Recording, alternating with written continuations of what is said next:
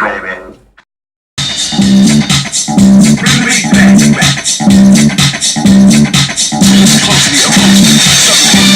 Trying to keep it like better than totally impossible. I cut a sucker in small cuts, spit more rhymes than Michael Jordan makes sense.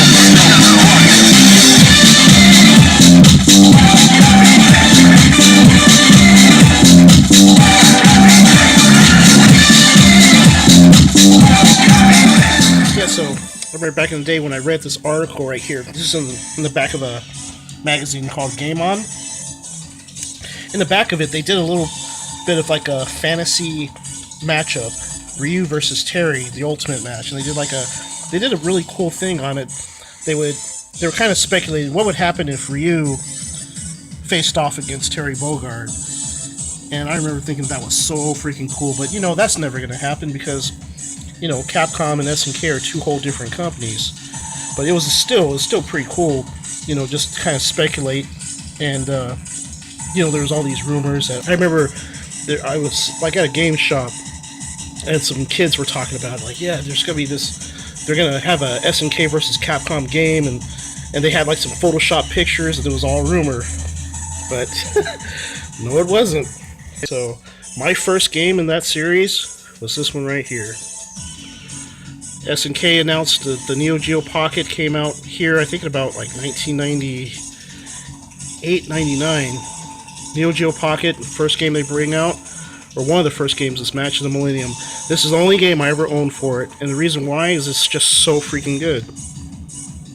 I mean, it is like ultimate fan service to fighting game fans, and that's what this whole series is. It's basically just nothing but a huge fan service. It really is.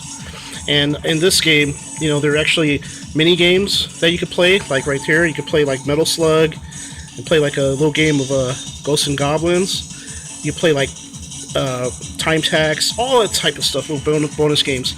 And one of the cool things about this game is the moves set is straight from the arcades, and everything is so easy to do. Like, all the moves are so easy to do. Anything you can do in the arcade, you can do in this version. Awesome. Show how forward-thinking Capcom, SNK, and Sega were with that series, with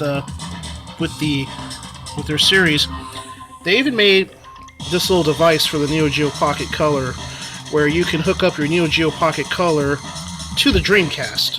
So basically all the points that you required from playing the handheld version of the game, you hook this up, transfer your points to the main game, and it opens up new stages and character costumes. The handheld version was like a dream. It really was. And so late 90, I think about 2000, I had my Dreamcast. It was some of the best times I ever had gaming, and I was looking forward for the real game. This is the actual full home console game, Capcom vs. SNK. Came out first on the Dreamcast. Now the thing about this game is that I really think that this is more than just a collaboration of Capcom and SNK. Now Capcom did actually made this version.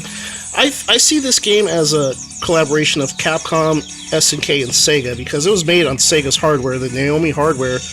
And if you know, you collect those arcades, and you look at those, was it the GD-ROMs? They have Sega's name on them. So I think it's really those three. Awesome game. We're gonna get to the next game, which I played in the series. And that is Capcom vs. SNK 2. This is the first dream event of the 21st century. If you choose the wrong crew, you may just What about this whole franchise that makes it special to me?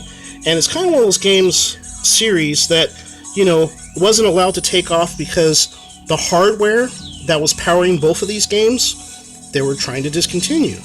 You know, with SNK on their part, they discontinued the Neo Geo Pocket, and then SNK being bought by Aruze, you know, it really spelled doom for the old school Neo Geo and that hardware, which was already old. I mean, by that time it was like 12 years old, the Neo Geo MVS hardware. So, you know, they brought their game out on that, and I'm going to talk about that in a second. But SNK Capcom 2, I think this is the fully realized version of that whole series.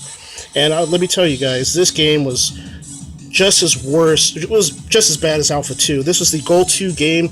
This was the binge fighting game. It was crazy. I mean, the nights I stayed up playing with my friends playing this game.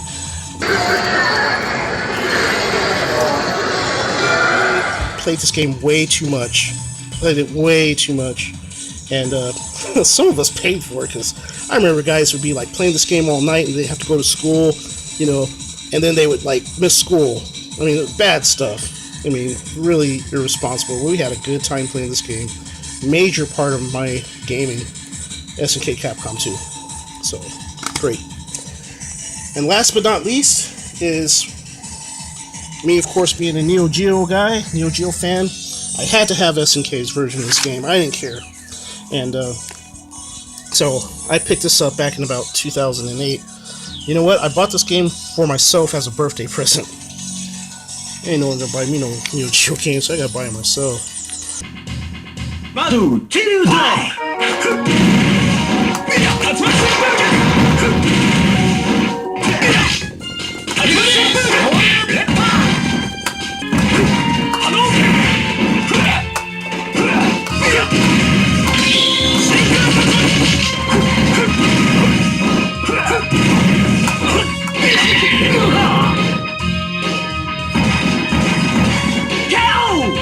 So I bought this game, and I actually played this game in the arcade first. And this game was actually produced by Playmore, because remember, SNK was kind of down in the dumps at that time period. So this game I consider to be the dark horse of the whole series. Some people say this game's not good, but I disagree. I actually think this is a very good game. Now, does it have as good as graphics as the Naomi-powered, Dreamcast-powered series? No. But it's still a good game. It's got it has a deep combo system, a lot of hidden characters in it, and I had a friend of mine who actually, one of my good fighting game buddies, you know, I sat and watched him play this game, and he did everything. He just opened the whole game up. He got to the final boss. He showed me all the different endings. This game is actually really good, and I remember even going to the arcades back in the day, when, you know, kind of the fading arcades, and this game was still being played quite a bit. It's still a competitive fighting game, so yeah, man, that's just kind of my overview of the series. So it's just as good as any fighting game series out there. And where the hell is SNK vs. Capcom Part 3 on the new consoles? That's what we need. We need this series.